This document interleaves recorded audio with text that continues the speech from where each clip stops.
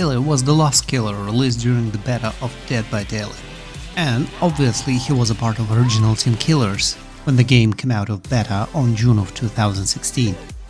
He was very different from the first two killers, as his abilities was built around pure aggression and pressure for the survivors. He was the first killer with insta-down ability, which immediately made him into one of the most played and feared killer, at least for the time being.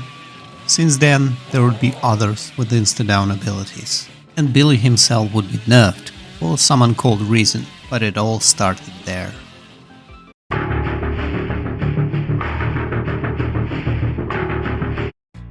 Originally, Billy didn't have any name, and his realm is Colvin Farm, which contains mostly maps that are perfectly balanced for Billy and his abilities. Hillbilly was born in a family of Max and Evelyn Thompson. He was an unwanted child, but for some reason they decided to leave him. Yet they refused to give him any name, they simply called him Boy. His life was filled with abuse and beatings. He was thrown into a bricked room with only a small window to feed him.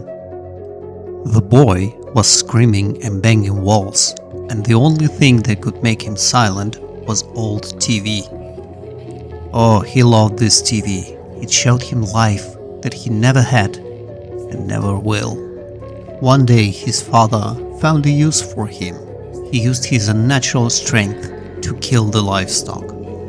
He loved to force him to kill those animals when the chief of police and his deputies were around, and they always loved to make fun of a boy and his hideous disfigurement. One day, Boy just simply couldn't take it anymore. He snapped and took his revenge savagely and terribly, slaughtering the parents that tortured him instead of raising him, and all the deputies. Chief was the last one.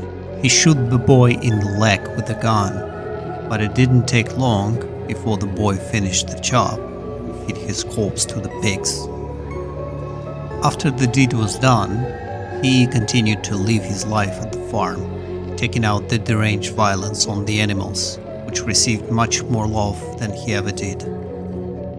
Bodies of Max and Evelyn were never found, only tortured animal corpses all over the farm.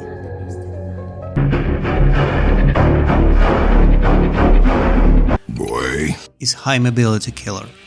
When he starts dashing, his speed reaches 9.2 meters per second, which is actually really good and leave very small window for survivors to react. Billy does have a hammer, but usually everyone is trying to use the chainsaw as much as possible.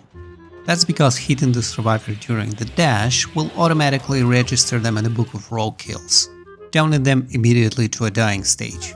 His other stats are general, but who cares about terror radius when you're moving faster than anyone can react? And lastly, as if it wasn't enough, you can use your chainsaw to tear down pallets and wooden doors.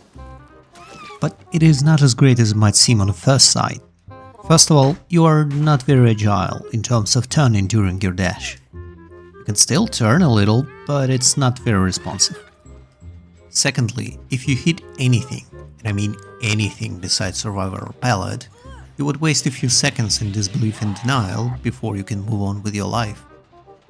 And thirdly, it takes time to rev up your chainsaw, so you cannot just dash out of nowhere. But overall, power is still useful to say the least, and since we already start to pick on it,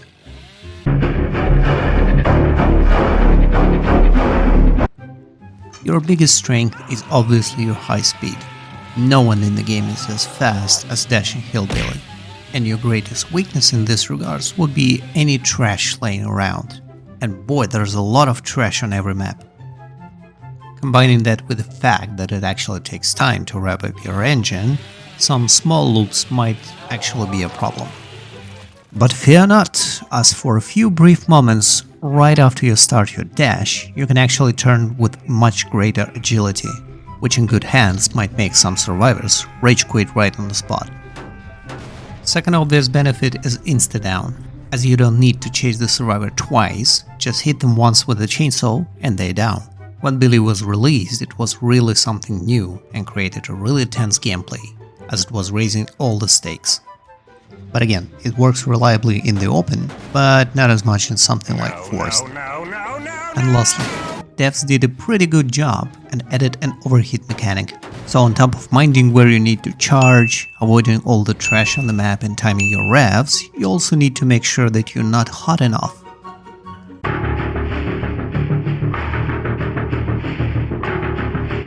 Okay, but what about add-ons and perks? Really, add-ons are not very impactful and will only slightly improve some aspects of your gameplay, like a low pro chain, which would allow you to dash through pallets and doors without stopping.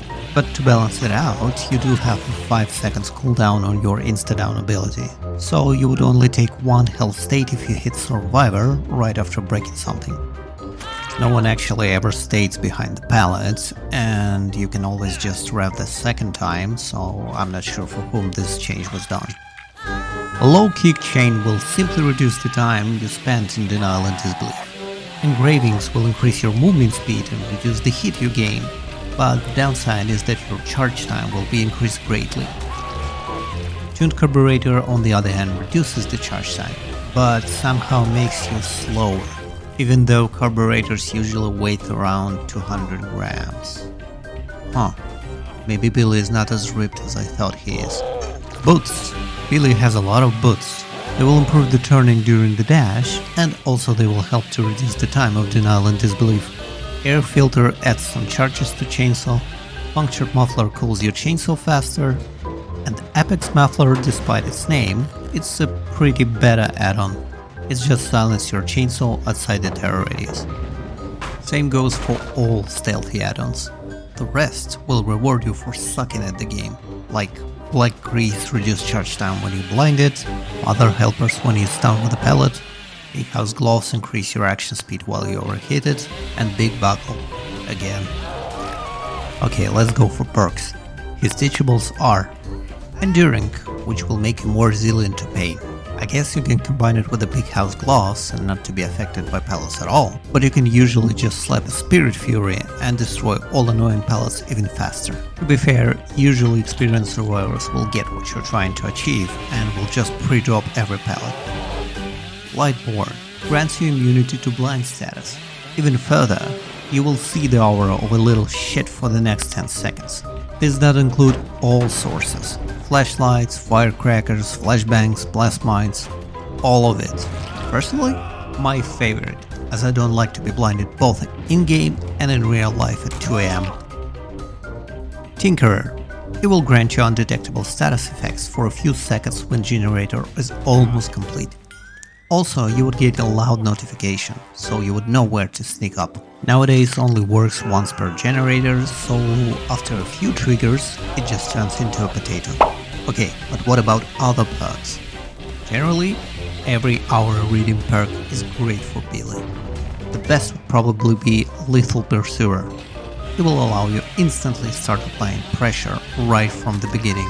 Darkness Revealed and Barbecue and Chili are also great. And if you combine them with Lethal Pursuer, they will provide you with all information. Other hour reading perks also could be handy, but these three will help you to get the chainsaw snipes across the map. Other groups of perks that might be helpful are informational perks, such as Infectious Fright, Discordance, or Bit of Murmur. And if for some reason you still insist on stealth, well, just pick Dark Devotion, Tinkerer, or Trail of Torment, and that would be much better than any of the add-ons.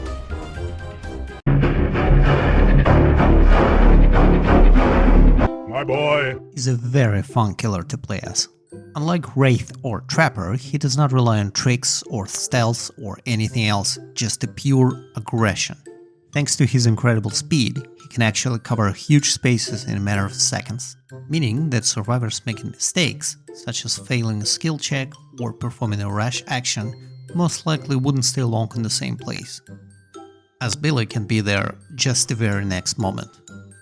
So that means that the most important factor for Billy is fear. Pure pressure of it. Usually, there wouldn't be a single moment in the game when survivors would feel that they are completely safe. He is clearly a scary killer, so that makes every game with Billy more fun and exciting. but since you are not allowed to have fun as a killer in Dead by Daylight, I think that we will see some drastic changes done to him in the future.